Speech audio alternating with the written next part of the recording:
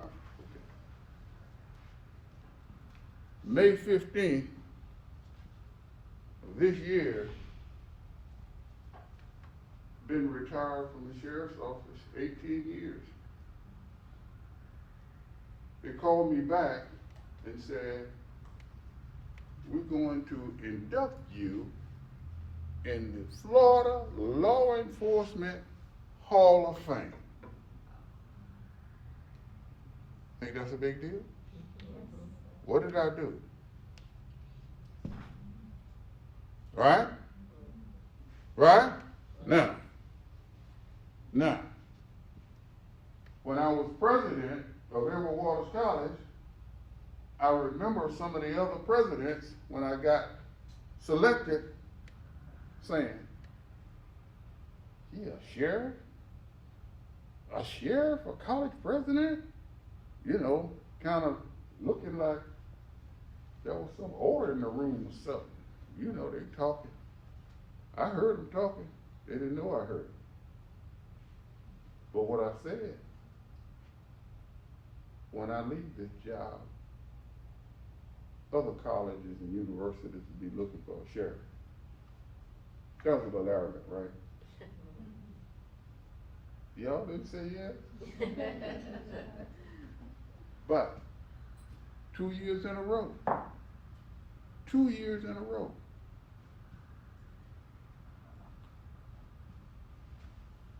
the best HBCU president, male president in the HBCUs, nominated 2 years in a row. So what did I do then? That's what I want you to think about. How do you raise your head above the class? They're not going to give it to you free. Because if they give it to you free, people are going to say, why not? Right? You got to earn it. So, make a difference. Shaker, a mover, and an impact maker. When you leave it, people talking about, yeah, when so-and-so was here, they didn't put up with that. Have you ever heard that before? They don't give you that free. So, now for the comics in here, that's a young Nat Glover. And what does it say in the caption? Officer of the Year. I was a detective sergeant. I wasn't in charge of vice, robbery, homicide. I was a burglary sergeant.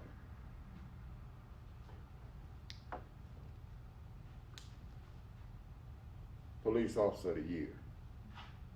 4 different organizations. You got to do this. You got to do this. Now, here's the deal. What does that say in the news on this side?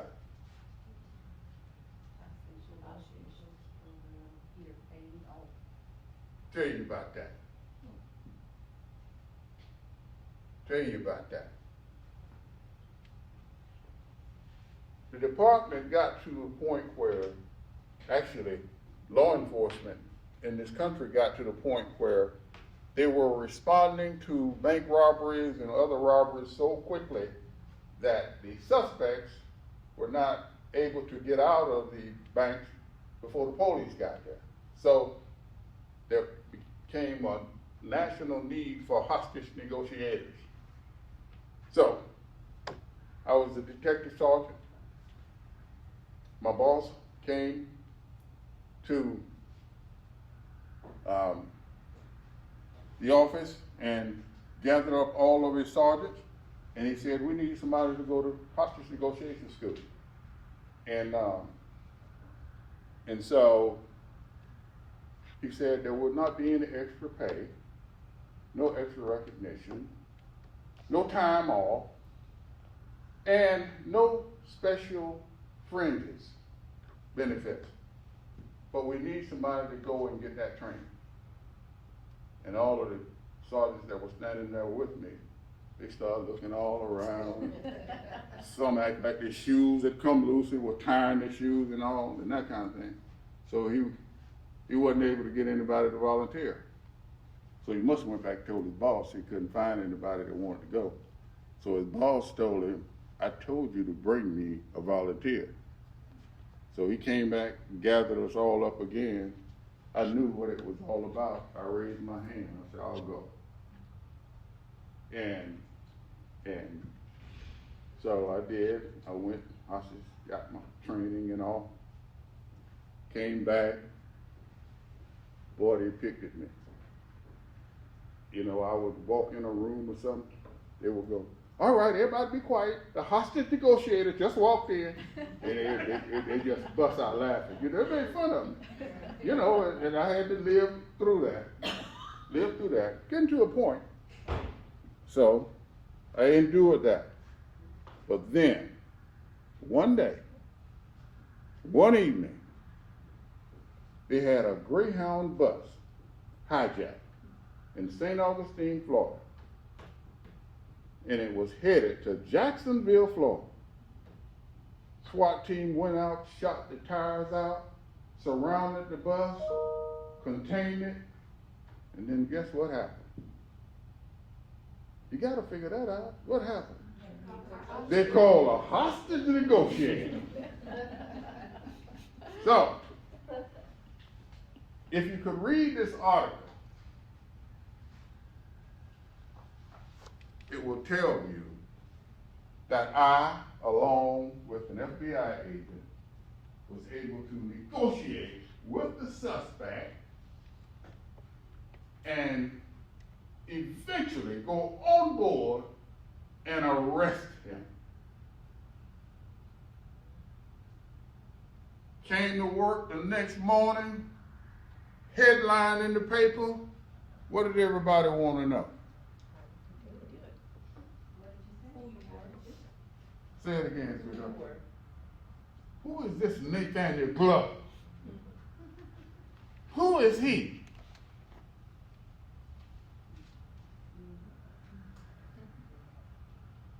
And see, I think today, this situation is what launched my career. And eventually, Police Officer of the Year, eventually, the first this and the first that. Here's the message in that. If you're going to be something special, you have to do something special. Find a way to distinguish yourself.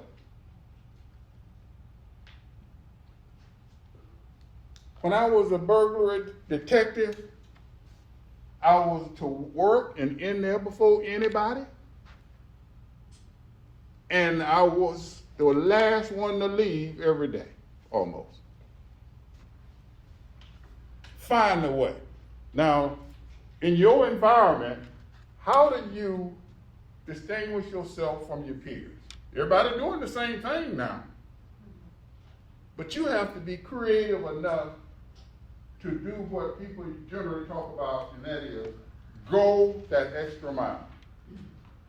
Because your boss going to talk about two sets of people who work for him. What's the two sets he's going to talk about? Or she's going to talk about? The over or the underachievers? The overachievers and the underachievers. Okay, if you want your boss talking about you, which side of that you want to be on? Find a way. Find a way. The opportunities are out there. Find a way.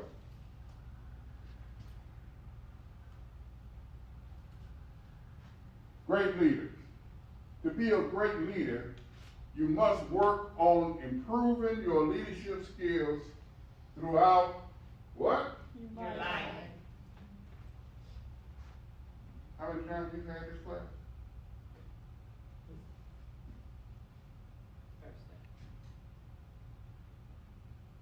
She's had it twice. There are people who come back and been here 4 times. And they all say the same thing. I picked up something I didn't get the first time. So it doesn't have to be this class, but when there's a leadership class being put on, I want you all to commit to yourself to go and get it, because your skills are going to improve. And as your skills improve, your subordinates' performance going to improve. And as that goes up, other people are going to begin to notice. Now, if I say something that doesn't make sense, raise your hand. I'm really ready to debate it. And you might be one that changed my mind about something. I'm open to that. So, but I'm telling you, there are ways to distinguish yourself. And I want you to look for them and take advantage of them. And don't pay any attention to all of that mess. You making us all look bad. Here's your answer to that. I got one for you. You can practice it when you go home. Too bad. Simple. So, make a deposit into, this is a big one here too, bank account. First, I want you to work on your relationship. I want you to make goodwill deposits. And I want you to do what? Now, working on your relationship means being nice to people when you can be nice to. There's nothing wrong when you walk in the morning saying, good morning. How you doing? You know, if someone you know got a kid, maybe on the football team or something, how is John doing? You know what I mean? That kind of thing. See, that's a deposit. That's a goodwill deposit.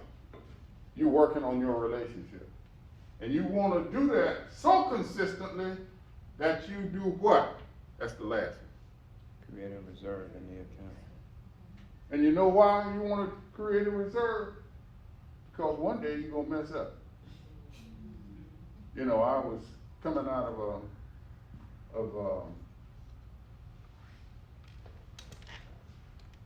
Publix, had a dozen roses in my hand. So one of my lieutenants, I was retired being a sheriff.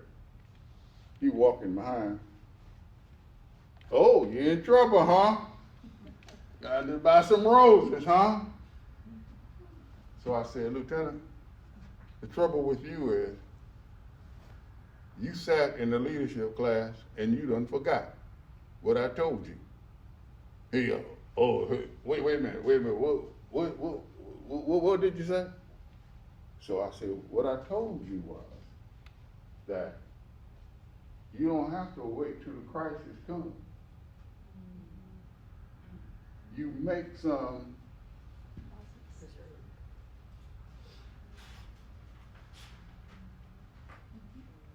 goodwill deposits before the crisis comes.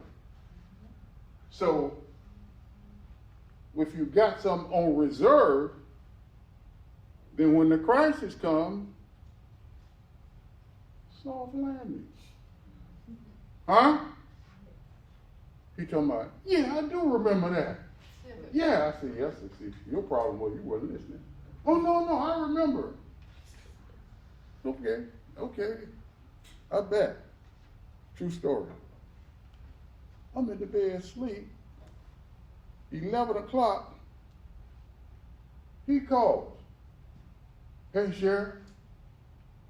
Hey, Lieutenant, what's going on? I'm on my way home. I got me a dozen.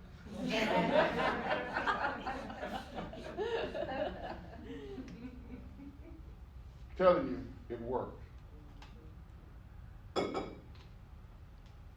one of the things I did that most sheriffs don't do when I was sheriff. Any of y'all remember? You know I'm disappointed. You know that just crushed me. You know that I'm just crushed, don't you? What is it? Community outreach? What was that? That's exactly right. Community outreach. I walked in those neighborhoods. I walked up to people's doors, knocked on the door. I'm Sheriff Glover. I want you to know I'm here because I'm concerned about what's going on in this neighborhood. How are we doing? What was I doing? Making deposits? Making some deposits. Now, when you make those deposits, when a crisis come up in the neighborhood, instead of people getting in the streets and marching, what they gonna say?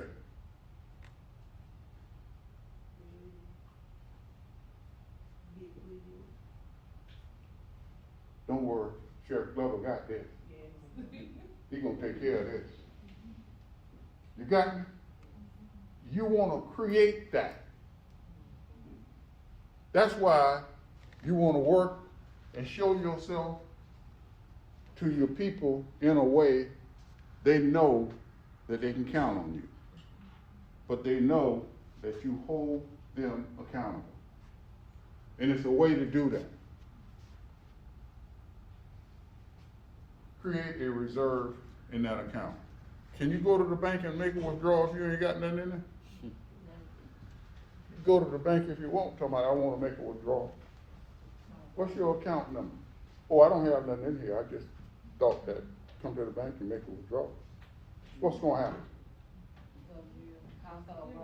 happen? You're right. And they don't even say nothing now. They just push the button.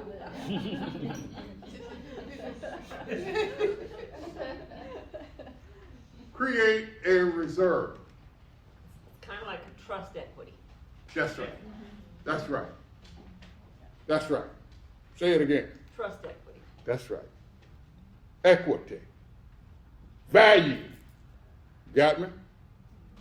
All right. So, born leaders versus learned leaders. How many people here think they are born leaders? 2. All right. 3. Got 3. There ain't nothing wrong with that.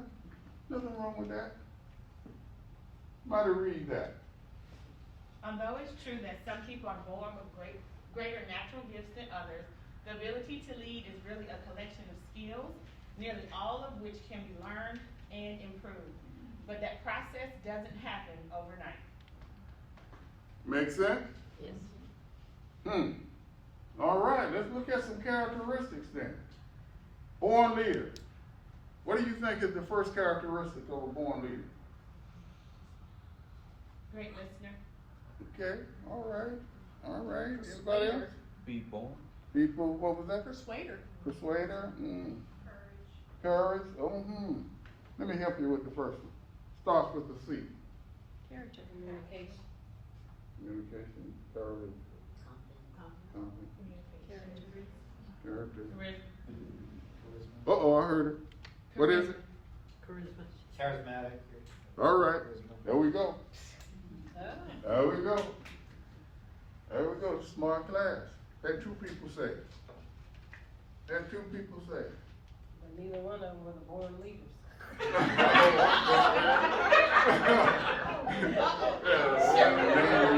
that's right.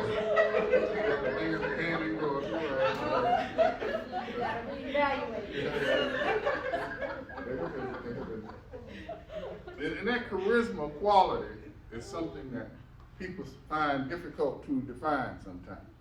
You know, somebody walk in the room and somebody say, he look like somebody important. Or it might be something people might say, oh, what is charisma? I don't know how to define it, but I know it when I see it. It is something about what you see in a person and feel when you're around them. So it is that quality, which is a gift. And I'm not sure it's something that you can practice and acquire. I said I'm not sure. It might be. Is it like that it? Is that it? It's that it. You know, you hear people say, he got some. Well, what you talking about? I don't know, but he got it, you know, so, yeah. And somebody said confidence, that's another. You know, it's that person who got a whole lot of confidence about himself, you know. Walk in a party, everybody's sitting down and sitting around, and they'll say something like, let's do something, even if it's wrong. And people get up and start dancing and that kind of thing. They have that kind of confidence in themselves. They're also decisive. They will make a decision. Now we're gonna give you all of this, so you don't have to write all of this. If you don't, you can if you want to, but you don't have to, because we're gonna give it to you. But anyway, decisiveness. Person that says, you know, let's go this way. All right, which way should we go? Let's go this way. That kind of thing. A lot of times it's the wrong way, but they will make a decision. So, also, they're enthusiastic. And here's the other thing. They are a little of that as well. Yes. I usually say, I wish I can buy them for what they're worth and sell them for what they think they're worth. That's what we call a profit margin. Yeah. But you know, I'm not so sure. People seem to think that's negative, totally negative. I don't think it's totally negative. I think an overdose of it, an excessive dose of it, could cause people to think of you a certain way, which might be negative. But I mean, to be a little egotistical, I mean, could be help you with your confidence and that kind of thing. So, but those are usually the characteristics we're born in. Let's look at a learned leader. Subordinate self. What do you think that means? Willing to follow? Able Willing to follow? make the other better than you or look better than you. That's right. That means you subordinate yourself. In other words, you create an environment where you clearly show it's not all about you. See, if your people that's working for you ever get the notion that you're just concerned about you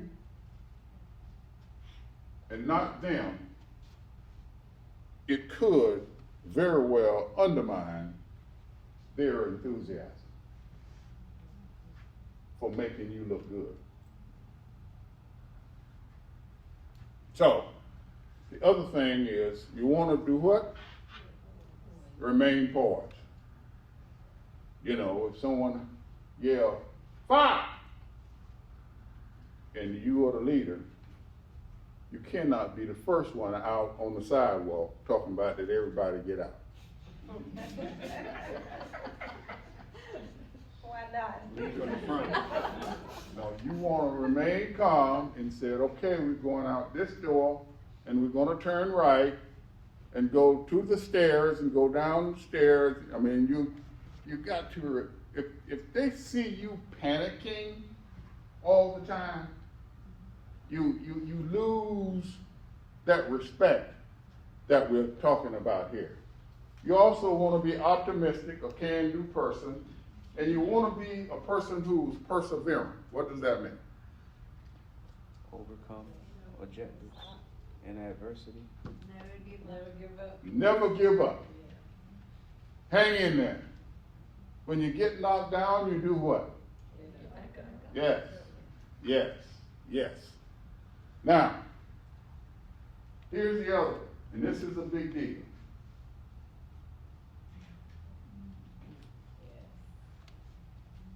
Is that hard for some of us? Huh? It's a little challenging? All right, I want you all to make certain that you keep it in mind. People seem to gravitate toward humility.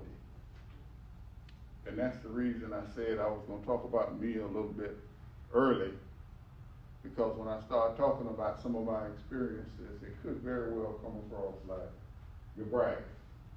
But I just want to say to you, the reason I use the examples is because it has worked for me, big time, big time. But I also, every time there was a leadership presentation, I would go sit in the back, I would go and participate, I would find a way, because each time I went to the different ones, I would pick up something that I didn't pick up in the other one. And sometimes even I pick up the same thing, but I get a different perspective. So I want you all doing the same thing. I want you all working on this thing. You could become something special. People be calling, wanting you to come and lead this effort, this objective, this initiative. They be looking for you. Why? Because you have a track record that clearly indicates that you're effective. Remember, they will not give it to you free. You have to earn it. You have to establish a record. Now here's the big one on this learn side.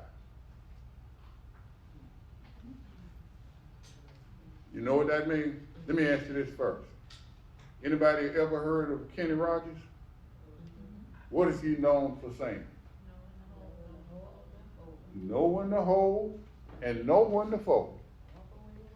Know when to walk away and know when to run. And that is, as a leader, you're going to find yourself in positions where you're going to have two sides of a story. And you have to make a decision on where the truth lies. You're going to have to make decisions on should we go left or should we go right? Should we stay or should we go? Pick your battles. You have to know the whole notion of making decisions, making good decisions, using good discretion, and that kind of thing. And some people say you look at the evidence and you just make a call. That's not a bad idea. But sometimes you play your gut. You ever heard of people say that? You know, you say something like, all of that sounds good, but something just not right. That's that gut. That's that instinct. That's what Kenny was saying. And you just gotta have that kind of confidence. That's the reason we use the term knowing the rules of engagement. That's a big deal. There are certain people that you go to ask their advice. And there are certain people, when you go ask somebody for advice, you pass by other people. And other people might say, hey, why you passing by me to go to them? I could have. Why did you pass them? Anybody know? The track record.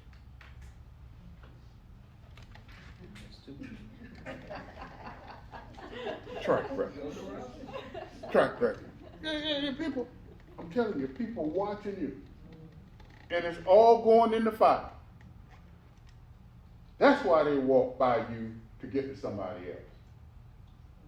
So what you want to do, you want them to say what they see in you. And if they say that, then they'll stop at you and ask you, I need some advice on this. Feel honored when people ask you that. Because they don't walk past a whole bunch of people.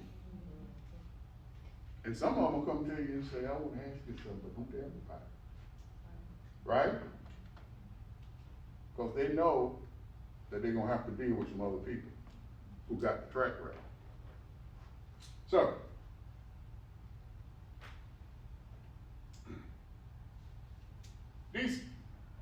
we're going to talk about leadership in a way that will give you bit different perspective.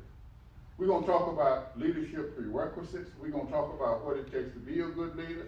We're gonna talk about where leaders come from. We're gonna talk about leadership styles. We're gonna talk about what the leadership role will cost you.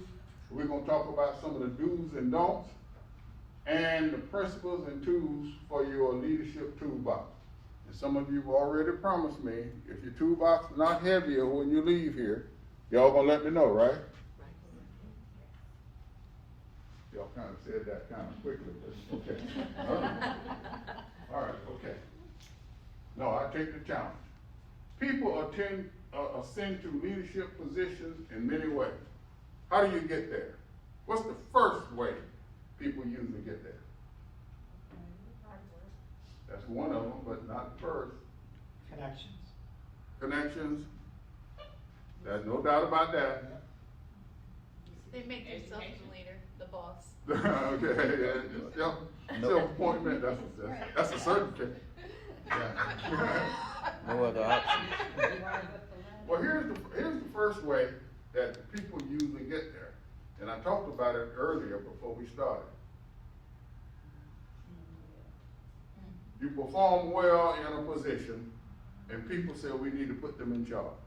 But I'm gonna tell you right now, what did I say about that? Just because you can do it don't mean you can lead. No, sure. Stop doing that, man. Just because you can do it don't mean you can lead. That's exactly right.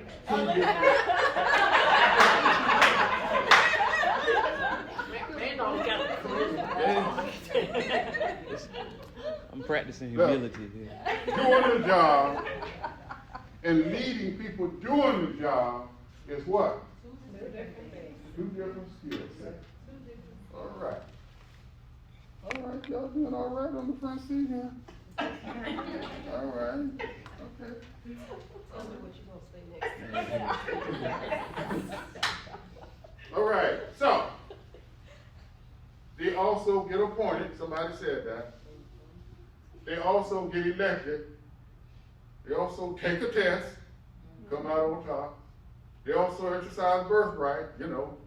Dad owned the company. Dad decided to retire. Son, when he get out of rehab, he takes over.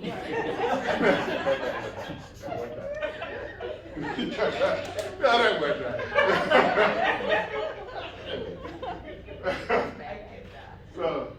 So, right, sometimes. And of course, you just been there longer than anybody. But see, none of this prepares you to be the leader.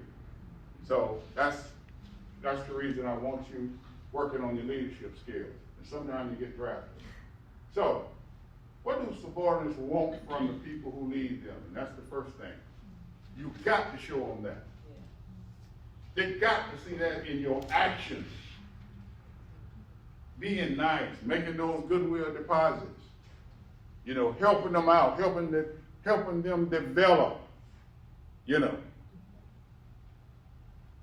You want to show them that you care. And the other one is, can what? Can they trust you? And of course, the other one is, are you committed to excellence? Because, as I said earlier, in a lot of people who lead people, all they want to do is make sure people are on time. They're not looking for performance. If you just keep it in the road and don't get me in trouble, we'll be just fine. But see, if you work for me, I want you to be the best that you can be. Because we got a whole lot of people walking around here who have gifts, who have the ability to do things off the chain, but they aren't motivated, they aren't encouraged, they just don't get the kind of leadership to bring it out. I went to my boss one time, and I got looked over on a promotion. I didn't get looked over. I mean, everybody thought I had it. I mean, they even printed it in the newspaper that I was going to get the appointment. And yeah, And I had to live with that for a whole year, a year and a half, because people thought I got it. But I didn't get the appointment. And the boss called me up to his office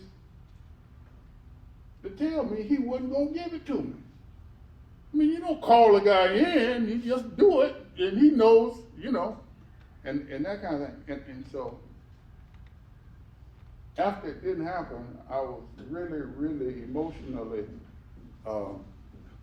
affected by it, I would say. But after a couple of weeks, I got over it, and one of my friends came to me and said, look, Flo, you're not going to ever be satisfied with that until you go and ask the boss what happened. Because I'm telling you, man, you should have gotten that. Yeah, man, I did all that hostage negotiation stuff and police officer of the year and all of that. So I went up to my boss, his office. And this was a stern boss. No one goes up to him and says, hey, why didn't I get promoted? No one says that. But I went up and very diplomatically, I asked, why? What happened, boss?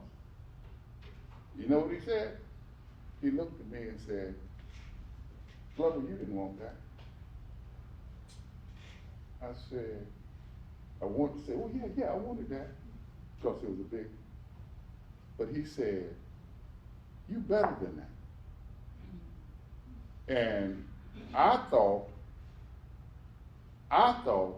that he was saying that just to make me feel good, or just to kind of gloss over it. And I was satisfied with the conversation because he didn't indicate that he was angry at me about anything. So I left. But a year and a half later, he called me back up to the office and promoted me to the same level job. And here's the difference in the jobs. The job that he said I was better than, they had 25 people who was in that division. And the job he appointed me to the second time had 150. Now, he looked me in the eye and told me that. And I thought he was just trying to be nice. Wasn't the case. What I found out later, he was waiting for the opportunity to give, and I'm going to put it to you as bluntly as I can put it. He was waiting for the right person to come along to give that person a job that had historically been held by white men. They were looking for the right African American. Y'all do know I'm African American, right? And that started the ascension of my eventual rise to sheriff. Good. Daniel Davis, there. Sure. How you doing? Very well. I heard you were imparting wisdom, and I wanted to catch a little bit of it. Well, I tell you, I have to go to a mayoral candidate to get it from you now, man. You know, I rolled that out and ran for mayor. And people said, no, I don't think so. So, so I've been there, but no, appreciate you. Yes, I can tell y'all this. Daniel is a forthright guy, tells you like it is, and I was honored with him telling me one time, and I don't know, he's running for office now, may not want me to tell this, but can I tell it? I think I know what you're going to say. And yes, you may tell that story. Did he get out of He rehab? hesitated. Oh no, I like that.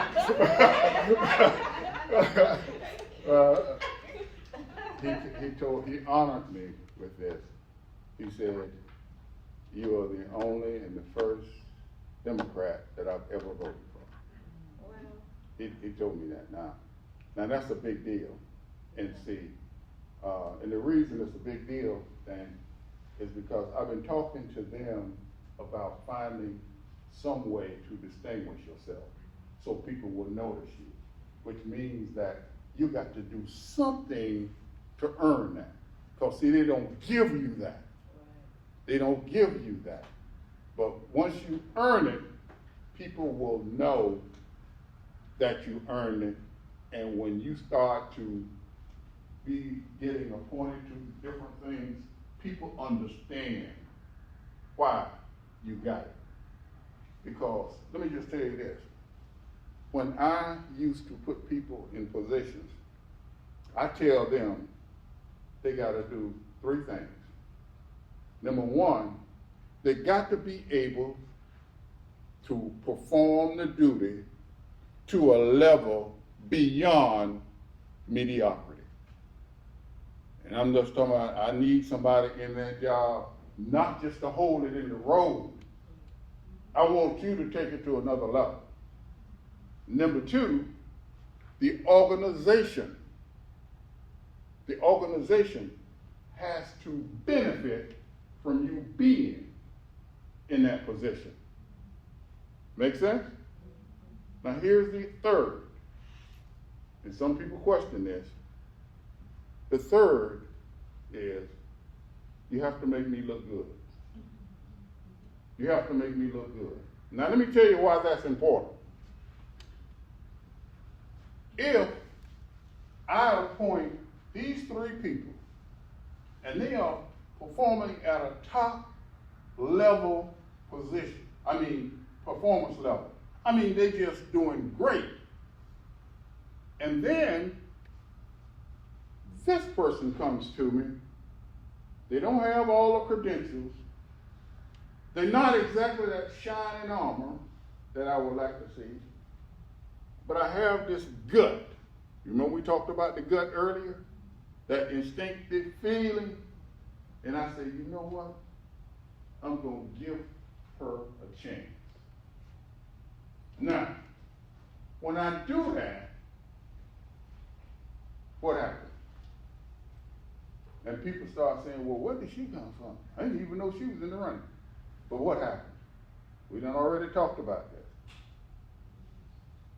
She may outdo other people you thought was going to be best the first time. You lost credibility. What's that? You lost credibility. Credibility. I heard, lost credibility. What happened? You encouraged, you motivated? No, but I'm saying, how people gonna see that though? That's the question I'm asking. Well, depending on what type of people they are. Okay? If they're people that are insecure, they're gonna talk bad about you giving somebody a shot. That's right. Maybe doesn't deserve it. That's right. If there are people that receive that opportunity, they're excited about this person that is getting a shot. Okay. Now see, that's a high level thought pattern you're looking at. And usually at the ground level, you won't have but a few of them think of it like that. No question. That's a good way to think about it. But here's the deal. The deal is, if I got a record of 3 excellent ones, they're gonna give me a little bit of leeway on her. Deposits. Yeah, because I done did what? Major deposits. I got to give him another hump. Oh, God, George. Yeah, I'm sorry. See, because. Hey, man. It's the born leader in me. I'm sorry. Yeah. See, I done already made them goodwill deposits. And what do I have? Trust. This is number 3. What was number 3? Committed to excellence. No. Make them look good. Got some reserve in the thing. Got some reserve. He was point. So when I'm giving her a chance, I'm drawing on my what? Reserve. I'm drawing on my reserve. Trust equity. Does it make sense now? Yeah. You see, I can't have you all messing up and then I go in a gut direction, cause I ain't got nothing, Nothing in you good. you know, they're not gonna be willing to give her a chance. So that's the reason why you have to do things in a way that you will have established a reserve so that you will have some latitude to be creative, innovative, because let me tell you something. If you're a leader, and I told you all, we don't want to leave it like we found it, right? We want to take it to what? Another level. And when you're a sheriff, they're going to look at crime figures, the numbers. It was here when you took it. How much did you reduce it being there? That's what they're looking at. Now, you can be a good guy. Everybody loves him. Oh, crime, you know, you see what I'm saying. You've got to produce. And see, I couldn't go out and arrest nobody. I was sheriff. But my people, okay, but my people got to go out there and do the job, right? And the only way my people going to be effectively doing the job is they get effective what? Leadership. Make sense? Y'all kind of hesitant to say that. Does it make sense? Yes. Okay. You got to put it in the bank. And you can put it in the bank. You can put it in the bank. So, this last one, are you committed to excellence? That means you want the job done. Oh yeah, you show up on time. Then you don't leave early. But I also want you to produce. Then you got to be the one that encourage that. Encourage it, motivate it, and what's the other? All right. All right. All right. Kind of slow, man. Oh yeah. I'm just saying. That was my subordinate self. My subordinate You self. subordinate yourself. That's pretty good. So, now this is what we've been talking about all the time. So we'll run through this, and it just talks about whatever you're doing, you're in a class with others. What would the colleagues say about you, and what would others outside your work area say about you? That just means that people are going to be talking about you. You're doing a good job, they're going to talk about you. You're doing a bad job, they're going to talk about you. Understand that. And you know how much you're going to hear? About 5% of it that you're going to actually hear. But the 95% going to be out there. So, just going to have a personal scoreboard. What you want to happen, what is actually happening, and what's the score. So we've already hit on that a whole lot, so we don't have to dwell on that a whole lot.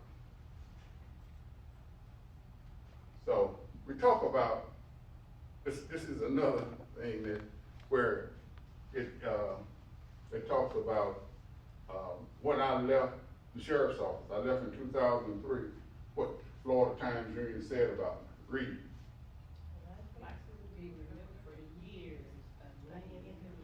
Yes. Read. One person. As the First Baptist Church of Mandarin, Nat Glover's name will one day be written next to James Weldon Johnson and A. Philip Randolph in Jacksonville history books. Read again. Governor Rick Scott recognized Dr. Nathaniel Glover with the Great Floridian Award 2016. Mr. James Weldon Johnson was also listed as a Great Floridian Award recipient.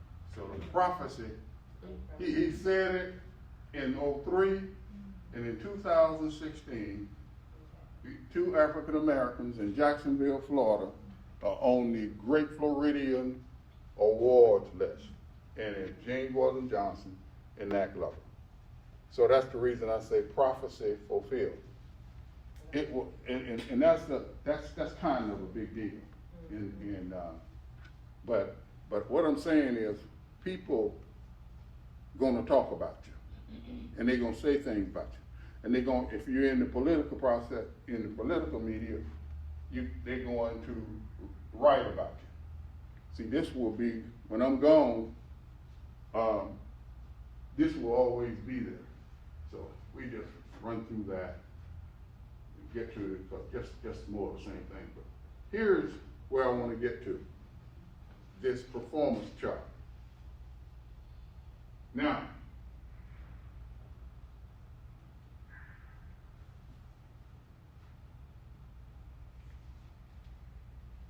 does that make sense?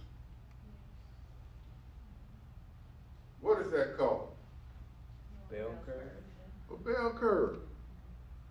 I could give another thump on that for him. Yeah, 'cause I know you're having a problem with the thumps over on that side. Yeah, all right, she said, she gave her permission.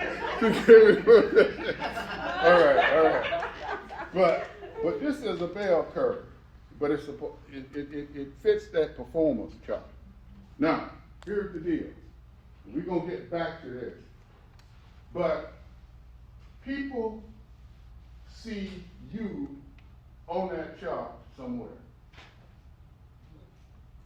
You own the chart. Now, if you hear, shame on you. If you hear, congratulations. If you hear, I'm not satisfied with that. I am not satisfied with that. Let me tell you why. If I'm working for somebody and someone comes up and say, well, how is Nat Glover? And if my boss says, well, he's all right. Should I be proud of that? No. Okay. I had some people in the class say, I'll take that to him. I'll take that to him. So, no. And particularly after you had Nat Glover class, that would be an insult to me if you all right. I want you to be in that high performance category. That's where I want you. And I'm gonna tell you this. If someone, what's your name? Robin. Well, if somebody say, well, how is Robin doing? And her boss say, Robin don't want that. If Robin was over here, you think her boss would say, No. Now, if a boss say, she probably in here. Now, if she over there, the boss will probably say something like, well, we don't want to go there. Or they don't want to say anything back. So, here's what I say to you. You are on that chart somewhere. And I have never been satisfied with being in the middle. In that 70%. And that's what I start planning to do in any new endeavor. How do I get over to that 15%? So, keep that in mind. We're going to come back to that. And this, when you're talking about people that work for you, does this make sense? Huh? Yes. What about this? Does it make sense? Yes. What about this? Yes. Because if you're talking about, let's just say, the janitor here, and somebody says, how about go in there and clean up the room? They're going to have a leadership presentation in the morning. So make sure the room is nice and clean and that kind of thing. Now, if this person, you send this person in, he gonna come or she gonna come and look around. Good to me. That's exactly right. Look good to me. Look good, and it does look good. Okay? This person gonna come in and look around and maybe see, yeah, a little bit, pick up a little paper there, look and make sure the garbage been taken out, and that kind of thing on. This person gonna come in, look around, look pretty good, but I think I'll go over it anyway. Might vacuum again, might clean a little bit more to make sure, you remember I told you earlier about want you to go that extra mile? See, because I'm telling you, people notice that. You don't even think they're watching. They're taking note. And your boss, when someone asks, they say, yeah, one of my best people. They find out about stuff like that. I remember one night,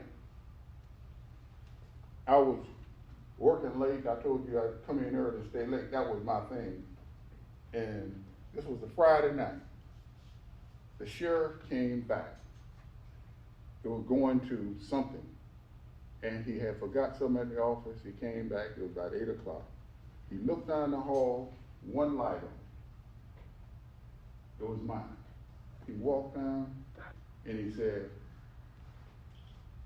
Glover, you still working? I said, yeah, I had to do some, this and this, and I want to get it done for the weekend and that kind of thing. I said, oh, good. Okay, all right. And he went on. And I didn't think it was no big deal. The next Thursday following, which is the staff meeting, he brings that up. He says, I came here Friday night and it was late and Glover was still here. And Garrison, who wasn't one of my greatest advocates, because I was the only African American on the staff at that time. He said, oh, he do that all the time. He just don't know, man, that was the best thing in the world he could have said. I didn't have to tell the boss, I did that all the time. You see, he thought he was hurting me, but he just took me to a whole nother level. He told it. And so I'm going to tell you, when things like that happen, people notice it. If you don't believe anything else I say in this leadership presentation, remember this, and I want you to repeat it. Someone is always watching. Say it. Someone is always watching. Say it again. Someone is always watching. That's true, I'm telling you. I'm telling you, it's true. So, keep in mind, all right, now I'm going to give you a break in 1 minute. I know that y'all going to say, we don't want no break.